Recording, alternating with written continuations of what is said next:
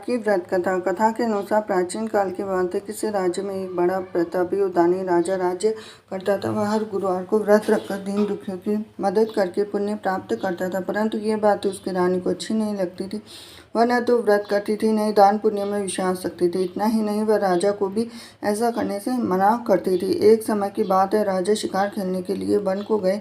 घर पर रानी और दासी थी और उसी समय गुरु बृहस्पति देव साधु का रूप धारण कर राजा के दरवाजे पर भिक्षा मांगने आए।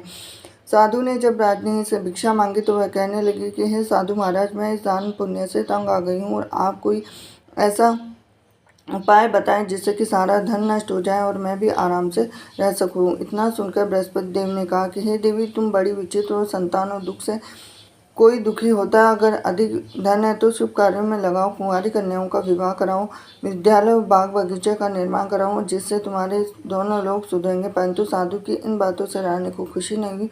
उसने कहा कि मुझे ऐसे धन की आवश्यकता नहीं जिसे मैं दान दूँ और जिससे संभालने में मेरा सारा समय नष्ट हो जाए। तब साधु ने कहा कि अगर तुम्हारी ऐसी इच्छा है तो मैं जैसा कहूँ तुम्हें बताता हूँ वैसा ही करना। गुरुवार के दिन तुम घर को गोबर से लीपना, अपने बालों को पीली मिट्टी से धोना, राजा से हजामत बनाने को कहना, भोजन में मांस मदिरा का प्रयोग करना, कपड़े धोबी के यहाँ धुलने देना। इस प्रकार 7 बृहस्पतिवार करने से तुम्हारा समस्त धन नष्ट हो जाएगा। इतना कहकर साधु के रूप में बृहस्पति देव अंतर्धान हो गए। साधु के अनुसार कई बातों को पूरा करने पर रानी को केवल 3 बृहस्पतिवार ही बीते थे कि उसकी समस्त धन संपत्ति नष्ट हो गए। भोजन के लिए राजा को परिवार तरसने लगा। तब एक दिन रानी ने राजा से कहा कि हे रानी, तुम यहीं रहो, मैं दूसरे देश को जाता हूँ। तो राजा, क्योंकि यहाँ तो सभी लोग मुझे जानते हैं, मैं कोई छोटा कार्य नहीं कर सकता। ऐसा कहकर राजा दूसरे देश चला गया और वह जंगल से लकड़ी काट कर लाता, शहर में बेचा और इस तरह वह अपना जीवन व्यतीत करने लगा। इधर राजा के परदेश जाते ही रानी और दासी दुखी रहने लगे। एक बार जब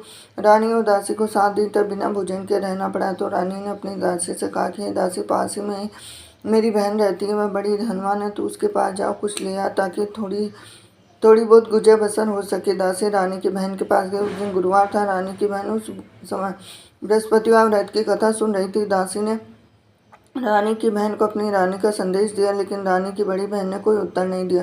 जब दासी को रानी की बहन से कोई उत्तर नहीं मिला तो वह दुखी हुई और उससे क्रोध भी आया। दासी ने वापस आकर रानी को सारी बात बता दी। ये सुनकर रानी ने अपने भाग्य को कोसा। उधर रानी की बहन ने सोचा कि मेरी बहन की दासी आई थी, परंतु मैं उससे नहीं बोली। इससे वह बहुत दुखी हुई और कथा सुनकर पूजा समाप्त करके वह अपनी बहन के घर आई और कहने लगी कि हे बहन, मैं बृहस्पतिवार का व्रत कर रही थी। तुम्हारी दासी मेरे घर पे आई, परंतु जब तक कथा होती है तब तक न उठते हैं न बोलते हैं, इसीलिए मैं कुछ नहीं बोली। बताओ दासी क्यों आई थी? रानी बोली, बहन, तुमसे क्या छुपाऊं, हमारे घर में खाने को अनाज नहीं है। ऐसा कहते कहते रानी की आंखें भर आई और उसने दासी समेत पिछले 7 दिनों से भूखे रहने की पूरी बात अपनी बहन को बता दी। रानी की बहन बोली, देखो बहन, भगवान बृहस्पति देव सबकी मनोकामना को पूर्ण करते हैं। देखो, शायद तुम्हारे घर में अनाज रखा हो। पहले तो रानी को विश्वास नहीं हुआ, पर बहन के आग्रह पर उसने अपनी दासी को अंदर भेजा तो सच में अनाज से भरा एक घड़ा मिल गया और ये देखकर दासी को बड़ी हैरानी। दासी से कहने लगी कि हे दासी, जब हमको भोजन नहीं मिलता तो हम व्रत ही कर लेते, क्यों नहीं इससे व्रत और कथा की विधि पूछ ली जाए ताकि हम भी व्रत कर सकें। रानी ने अपनी बहन से बृहस्पतिवार व्रत के बारे में पूछा। अपनी बहन से बताया कि बृहस्पतिवार के व्रत में चने की दाल, मुनक्का, केले की जड़ में अर्पित करें, दीपल जलाए, व्रत कथा सुने, पीला भोजन ही करें। इस बृहस्पति देव भगवान विष्णु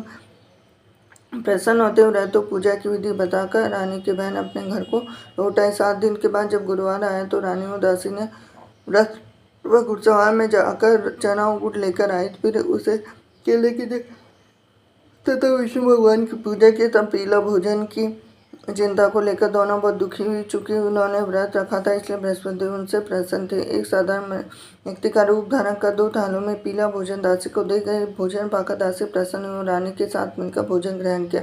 उसके बाद वह सभी गुरुवार को व्रत पूजा करने लगे। बृहस्पति देव की कृपा से उनके पास फिर से धन संपत्ति आ गई, परंतु रानी फिर से पहले की तरह आलस्य करने लगी। और दासी बोली, देखो रानी, तुम पहले भी इस तरह आलस्य करती थी, तुम्हें धन रखने में कष्ट होता था, इस कारण सभी धन नष्ट हो गया। जब बृहस्पति देव की कृपा से धन मिला है तो तुम्हें फिर क्यों आलस्य होने लगा? रानी को समझाते हुए दासी बोली, बड़ी मुसीबतों के पास हमें यह धन मिला है तो हमें दान पुण्य करना चाहिए, भूखों को भोजन कराना चाहिए, धन को शुभ कार्यों में खर्च करना चाहिए। इससे तुम्हारे कुल का यश बढ़ेगा और स्वर्ग की प्राप्ति होगी। पितृ और प्रसन्न होंगे। दासी की बात मानकर रानी अपना शुभ धन खर्चों में लगाने, इससे पूरे नगर में यश बढ़ने लगा। बृहस्पतिवार व्रत कथा के बाद श्रद्धा के साथ आरती करनी चाहिए। इसके बाद प्रसाद ग्रहण करके उसे ग्रहण करना चाहिए।